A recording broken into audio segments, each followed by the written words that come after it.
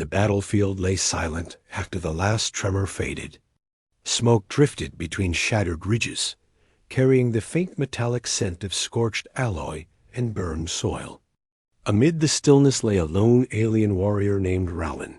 His armor was cracked and half melted. His pulse weakened with each passing moment. His people had retreated hours earlier, believing him dead. Under different circumstances, he might have crawled after them, but his leg was crushed under a fallen drone, and his side was punctured by shrapnel that still glowed faintly with residual energy. He could not move. He could barely breathe. He knew the end had come. Rowland belonged to a proud frontier species known for their resilience, yet even they could not endure the devastation of this war.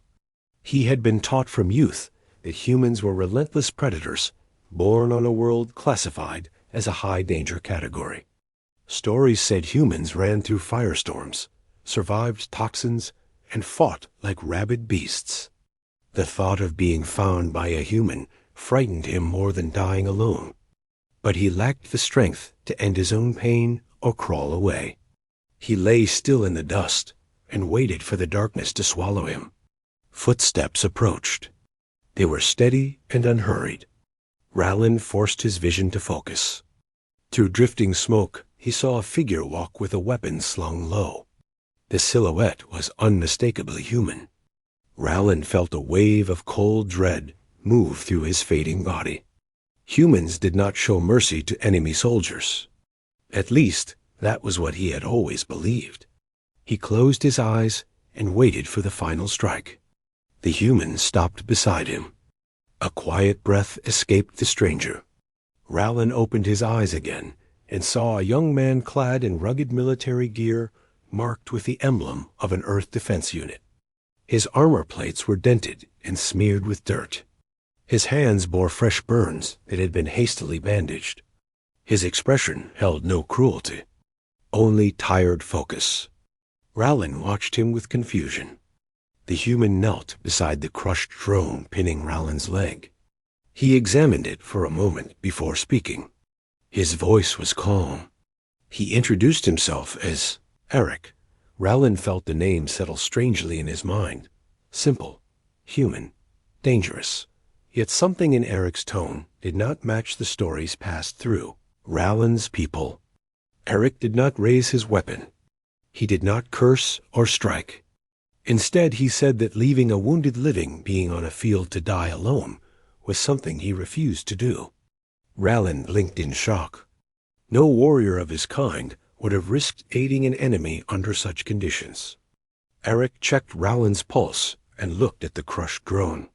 It weighed hundreds of kilograms. Removing it meant using strength and leverage beyond normal limits. Eric set his pack aside and began clearing debris with slow, deliberate motions. Rowland felt disbelief rise through his pain. Humans were known to possess unnatural determination, yet he had never imagined that a human would waste such effort on someone from a rival species. Eric wedged metal bars beneath the drone's twisted panel. Rowland heard the faint grunt of exertion as Eric pushed with his entire body. Muscles strained under armor. The drone shifted slightly. Dust rained down. Eric stepped back, caught his breath, then tried again. He did not stop until the drone finally lifted enough for him to drag Rowland free. The sudden release sent a wave of agony through the alien warrior. He cried out before he could stop himself. Eric steadied him and lowered him gently onto a patch of relatively clear ground. Rowland waited for interrogation or capture. Instead, Eric pulled out a small medical kit. He told Rowland he would try to stabilize him.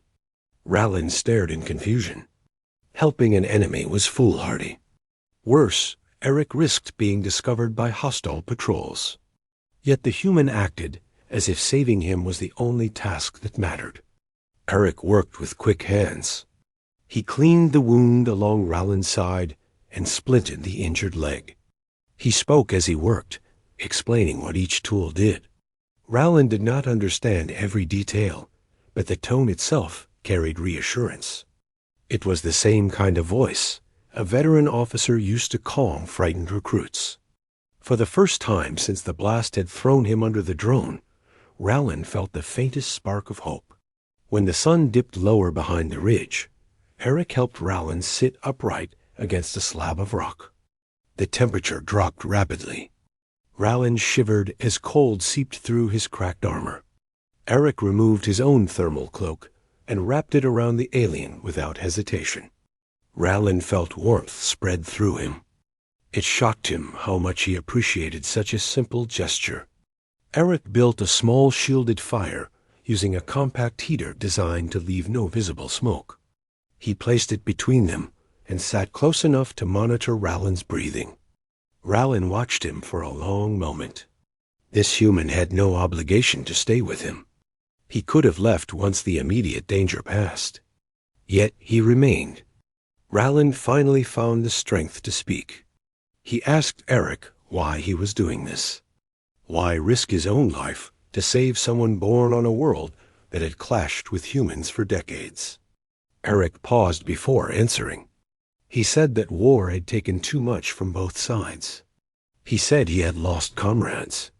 He said he knew aliens had lost comrades too. He did not know Rowland's story, but he knew suffering when he saw it. He explained that he was raised to help those in need when he could. To leave someone to die when help was possible was a choice he refused to make. Rowland listened in astonishment. He wondered how a species born on one of the most dangerous worlds in known space could speak with such quiet compassion. The night deepened. Rowland drifted in and out of awareness. Sometimes he felt Eric adjust his bandages. Sometimes he heard the human hum softly in thought. In the darkest moments, Rowland sensed danger creeping near.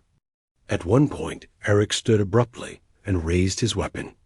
A reconnaissance drone from Rowland's enemy faction swept overhead. Eric fired a precise burst that disabled it before it could detect them. Then he returned to Rowland's side without complaint. He acted as if protecting his patient was the most natural duty in the universe. When dawn arrived, the air warmed only slightly. Rowland felt stronger thanks to rest and care, but he was still unable to walk unaided. Eric helped him stand. With one arm slung over Eric's shoulder, Rowland limped forward. They moved slowly across rough terrain. Rowland felt shame that he could not walk on his own, yet Eric never expressed frustration. He adjusted his pace until Rowland could keep up. Hours passed. The landscape shifted from blackened rubble to broken hills covered in pale dust. Eric scanned the horizon repeatedly. He knew human extraction teams would search for survivors. He also knew Rowland's people might send patrols. Either group would treat this situation as a potential threat. Both warrior and human faced danger from their own sides. As they reached a narrow ravine, Eric halted. He looked uneasy. Rowland followed his gaze and saw 3 human soldiers approaching from the opposite side. Their weapons were raised. Rowland's heart surged with fear. His weakened legs trembled. The soldiers shouted at Eric, demanding an explanation. Their voices echoed harshly across stone. Eric stepped in front of Rowland, shielding him with his own body. Rowland stared in shock. No one had ever placed themselves between him and danger before. Eric raised his hands and told his comrades to lower their weapons. He said Rowland was wounded and posed no threat. The soldiers dismissed his claim as recklessness. They ordered him to step aside. They said aiding an enemy violated protocol. They argued that Rowland should be restrained. Eric stood firm. His voice grew sharper. He reminded his comrades that protocol also required the humane treatment of wounded beings. He argued that abandoning Rowland contradicted their own moral teachings. He declared he would take responsibility for Rowland's safety. The standoff lasted several tense seconds. Then one soldier finally lowered his weapon. The others followed reluctantly. They agreed to bring Rowland back to base, but warned they would report everything to command. Eric nodded and helped Rowland move forward. Rowland felt a strange warmth spread through him that had nothing to do with the thermal cloak around his shoulders. He had fought beside warriors of his own kind for years, yet none had shown the resolve Eric displayed in that moment. At the human base medics examined Rowland with cautious interest. Eric remained nearby, answering questions about the injury and how he found the alien. Rowland watched him closely. Eric spoke with clarity and calm assurance. He did not embellish his actions or seek praise. He simply described what had happened. After the medics confirmed Rowland no longer faced immediate danger, Eric finally stepped back to rest. While recovering in an isolated ward, Rowland had time to think. He replayed every moment of the rescue. He thought of the stories his people had told about humans. They had always depicted Earthborn soldiers as unstoppable predators driven by instinct rather than compassion. Yet Eric had risked his life to save a stranger from an opposing force. He had done it without hesitation, anger, or fear. Rowland realized the stories had been incomplete. Eric visited him often. The two spoke at length. Rowland learned about human culture, human resilience, and the strange tendency humans had to defy every expectation placed upon them. Eric learned about Raylan's home, his clan, and the traditions of his warrior caste. Their conversations eased the lingering tension between them. Even the guards seemed less wary as days passed. When Rowland could finally stand on his own, he requested to speak with Eric alone. The human arrived promptly. Rowland thanked him for saving his life. He tried to explain what it meant to him, but every phrase felt insufficient. Eric listened,